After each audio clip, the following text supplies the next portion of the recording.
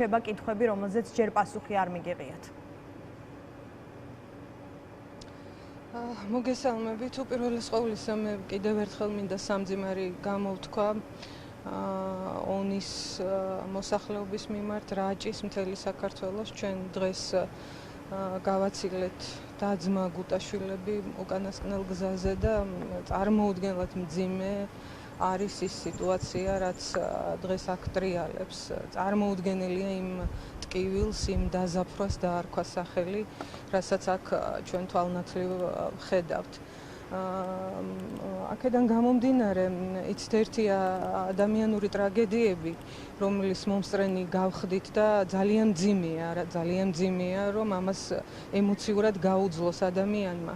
მაგრამ ის შეკითხვები ყველაფერი, რომელიც ისმება და რომელიც აუცილებელია, რომ პასუხგაცემული იქნას, ეს ყველაფერი სჭირდება არა მარტო იმას, რა ტრაგედიაც დღეს დატრიალდა და იმის ცოდნა შეიძლებოდა თუ არა ნაკლები მსხვერპლით დასრულებულიყო ეს ყველაფერი. არამედ იმასაც სჭირდება, რომ ჩვენ მომავალში ვიცოდეთ, რომ ადამიანები, რომლებიც ცდილობენ, რომ რაღაცნაირად თავიანთი ცხოვრება გაილამაზონ დასვენების დღეებში, წავიდნენ და უსაფრთხოდ დაისვენონ, კონდეთ შეგრძნება იმისი, რომ მათ რაღაცა უბედურება არ დაატყდება თავს. ეს ძალიან მნიშვნელოვანია, რომ ვიცოდეთ. კიდევ ერთხელ ჩვენ ამიტომ ვსვამთ ამ შეკითხვებს, ამიტომ გვინდა რომ მივიღოთ შეკითხვებზე პასუხი. აქ არ არის ლაპარაკი იმაზე, რომ ვინმე ღვარცობს აიცილებდა თავიდან. ან მეწყრის თავიდან აცილება არის შესაძლებელი. ეს არის სტიქიური მოვლენები და სტიქიური მოვლენები არსებობს და იარსებებს მომავალშიც. აქ არის ლაპარაკი პრევენციულ ზომებზე. რამდენად შეიძლება თავიდან იქნას აცილებული ის საფრთხეები, რომელიც ამ სტიქიურ მოვლენებს ახლავს თან. და დღესაც ისმება შეკითხვები ამასთან დაკავშირებით, რომ იყო რაღაცა მონაცემები, იყო რაღაცა მოცემულობა ისეთი, რომელიც აუცილებლად საჭიროებდა გარკვეული მონიტორინგის არსებობას. იყო ამის თაობაზე სამთავრობო გადაწყვეტილებები, იყო სამაშველო ღონისძიებებთან დაკავშირებით მთელი რიგი დაპირებები და მათ შორის ბიუჯეტში გათვალისწინებული თანხები, რომლებიც სამწუხაროდ წლიდან წლამდე მხოლოდ იყო სიტყვები და იყო მხოლოდ დაპირებები და რეალურად არ განხორციელდა. დღეს იმის მტკიცება ძალიან ამორალურია, რომ აი ეს ყველაფერი რომ ყოფილიყო, მაინც არაფერს არ უშველიდა. ეს არის ძალიან უპასუხისმგებლო განცხადებები, იმიტომ რომ თუ ვინმეს შეუძლია რომ ადამიანურ დონეზე ემოციურად განიცადოს ის დიდი ტკივილი და ტრაგედია, რომელიც აი ამ გარდაცვლილების, დაღუპულების ოჯახებს ახლავს თან, მას დარწმუნებული ვარ, რომ ამ სიტყვების თქმა ძალიან გაუჭირდებოდა. მაგრამ ის, ვინც ფიქრობს მხოლოდ იმაზე, რომ ხელისუფლების პრესტიჟი გადაარჩინოს, მაშინ ისინი ლაპარაკობენ ასეთ ფრაზებს და ძალიან აღიზიანებენ საზოგადოებას. მე ხა მესმოდა მეგის და გიგის დედის ტკივილიანი ტირილი, რომელიც ასევე სვამდა ამ შეკითხვებს, ამ დატირების დროს და ამ ღიად დარჩენილ შეკითხვებს აუცილებლად სჭირდება პასუხები.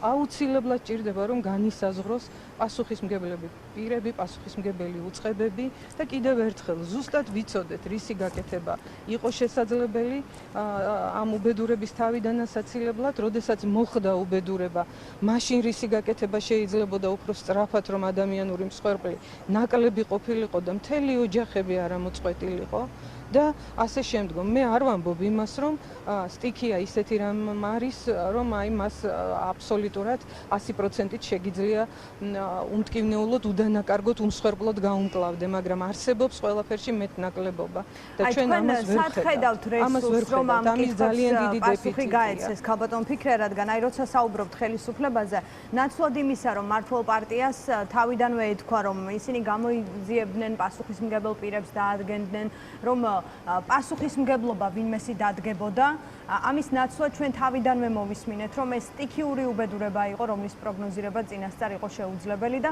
მოკლედ მმართველი პარტია თავიდანვე, ასე ვთქვათ, თავის დაცვის რეჟიმში იყო. აი სად არის რესურსი, სადაც ამ კითხვებს პასუხი გაეცემა. საუბარია საგამოძიებო კომისიაზეც მათ შორის. თქვენ რას ფიქრობთ ამ თემაზე?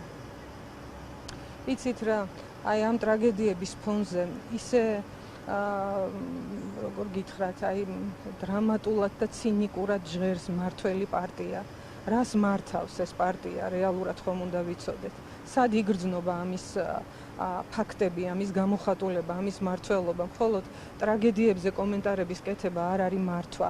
და ჩვენ ძალიან ბევრი ტრაგედიის მომსწრე გავხდით. უბრალოდ ეს იმდენად დიდი მასშტაბის ტრაგედიაა, რომ დღეს აღარაფერი აღარ გვახსოვს, შეიძლება ითქვას, მაგრამ ჩვენ უნდა გავიხსენოთ ყველა ის ტრაგედია, სადაც აუცილებელი იყო, რომ ხელისუფლების ხელი ეგრძნოს საზოგადოებას. უნდა აუცილებლად გავითვალისწინოთ მომავალში არსებული საფრთხეები, იგივე რიკოტთან დაკავშირებით და მოგეხსენებათ ამის თაობაზე ბევრს საუბრობთ და ჩვენი პოზიცია არის, მერე კი არ შემოვიკრათ თავში ხელი ამ შემთხვევაში ლელოს პოზიციას ვამბობ, როდესაც ურემი გადაბრუნდება, როდესაც ტრაგედია დატრიალდება. არამედ წინასწარ გავაკეთოთ ყველაფერი იმისთვის, რომ ადამიანების სიცოცხლეს გაუფრთხილდეთ. დღეს არავინ ადამიანის სიცოცხლეს არ უფრთხილდება. უფრთხილდებიან ადამიანები საკუთარ სკამებს, პასუხისმგებლობას და რაღაცა განცხადებებს ვისმენთ მართველი პარტიისაგან. კიდევ ვიმეორებ, მართველი პარტია ნიშნავს იმას, რომ რაღაც უნდა იმართებოდეს და არა მხოლოდ იმას, რომ ხელისუფლებაში დარჩენის მექანიზმებზე ფიქრობდეს ეს ხალხი. აქედან გამომდინარე, მე არ ვიცი, რამდენად რეალურია საგამოძიებო კომისიის შექმნა, იმიტომ რომ იქაც ხომ მართველი პარტიაა წარმმართველი ხმების უპირატესობის თვალსაზრისით. მაგრამ ნორმალური მართლობის ხელისუფლება ამტკიცებს, რომ ისინი არ არიან დამნაშავენი, მათ არ უნდა ჰქონდეთ პრობლემა რეალურად. აქ პოლიტიკური თანამდებობის პირები კი არ უნდა ამტკიცებდნენ ამას. მართველი პარტიის ლიდერები და აი საოცრება წარმოუდგენელ რაღაცა ფრაზებს ვისმენთ ხოლმე პარლამენტის წევრებისგან, მართველი პარტიიდან, იგივე ადამიანის უფლებათა დაცვის კომიტეტის ხელმძღვანელმა ისეთი განცხადება გააკეთა, მე მის ადგილზე სირცხვილით ამ თანამდებობაზე აღარ დავრჩებოდი უბრალოდ, იმიტომ რომ საერთოდ შეგრძნება არ აქვს იმ უბედურებისა და იმ ტრაგედიის მასშტაბისა, რაც მოხდა.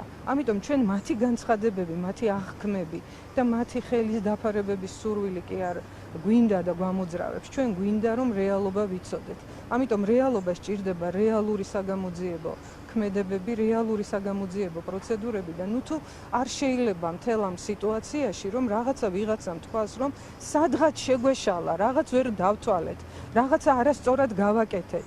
თავის დროზე გამოყოფილი ფულით ვერტმფრენები ვერ ვიყიდეთ.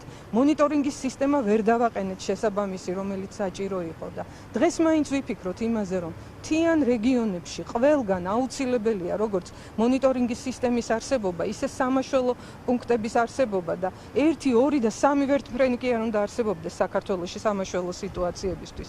მე თუ მკითხავთ და ალბათ ამაზე უნდა ვისაუბროთ აუცილებლად, რეგიონული პრინციპით უნდა არსებობდეს, რომ მაგალითად ამბროლაურის აეროპორტში რომ ყოფილიყო მაშველი შესაბამისი ვერტმფრენები აღჭურვილობით, იქნებ ნაკლები მსხვერპლი ყოფილიყო. მონიტორინგის სისტემა რომ დაყენებული ყოფილიყო და ჩვენ ამის პრევენციის შესაძლებლობა ქონოდა, იქნებ ნაკლები მსხვერპლი ყოფილიყო, ან საერთოდ არ ყოფილიყო. არსებობს გამოცდილება, ევროპული გამოცდილება, სხვა წარმატებული ქვეყნების წარმატებული გამოცდილება, თორემ სტიქიური უბედურებები ყველგან ხდება, ყველა ქვეყანაში ხდება და არც მსხვერპლისგან არ არის არავინ დაზღვეული. მაგრამ ესე ხელები გულზე დავიკრიფოთ და ვიძახოთ, რომ სტიქიას ვერავინ წინ ვერ აღუდგება და ამიტომ ხელისუფლებამ ხელები დაიბანოს, ასე არ გამოვა.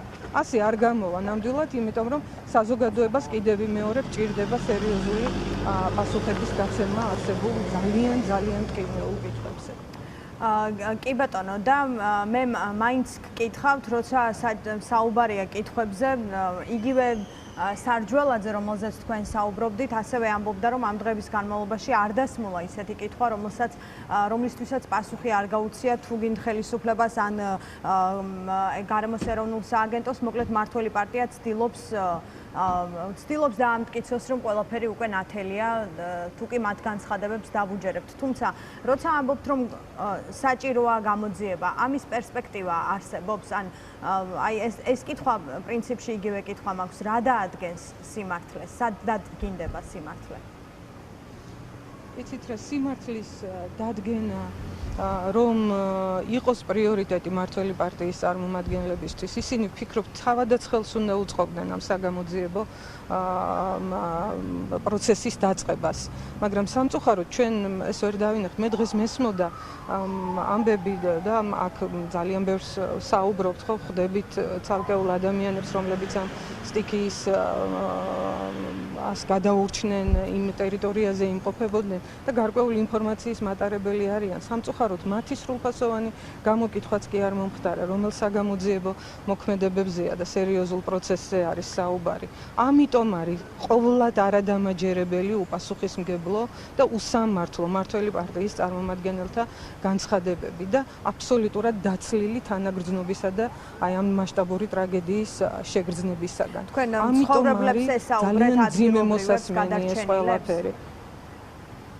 დიახ, დღეს აქ დაკრძალვაზე იყვნენ ადამიანები, რომლებიც იქ გადარჩნენ. იყო ის ადამიანი, რომელმაც მთელი ოჯახი დაკარგა, კიდევ იქ ადამიანი, რომელსაც სიცოცხლის ნიშანწყალი აღარ აქვს და როგორც აი უბრალოდ აი მოსიარულე, გარდაცვლილი ისე იყო იქ იმ ადგილას. ეს წარმოუდგენელი ამბავი არ შეიძლება შორიდან ილაპარაკო ამ ყველაფერზე და გქონდეს ემოცია მხოლოდ თვითგადარჩენის და საკუთარი ხელისუფლების პრესტიჟის გადარჩენისა და პასუხისმგებლობის არიდების. შეუძლებელია, ძალიან მძიმეა ამ ყველაფრის ნახვა, განცდა, მოსმენა და ამიტომ არ ვიცი მე რამდენად მაქვს მოლოდინი იმისა, უფრო არა ალბათ, რომ საგამოძიებო კომისია შეიქმნება, რომ პროკურატურაში ან შინაგან საქმეთა სამინისტროში წარიმართება რაიმე პროცესი სწორად. არა მაქვს სამწუხაროდ ამის განცდა, მაგრამ მე ვიცი, რომ ეს არის ძალიან დიდი აუცილებლობა არსებულ ტრაგედიაზე პასუხების გასაცემად